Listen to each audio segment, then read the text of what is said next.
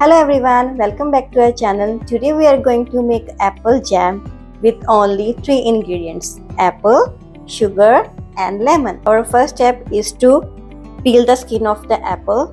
Then we have to cut the apple into pieces.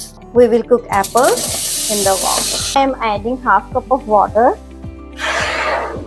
Now we will cover it with lid until apple are soft.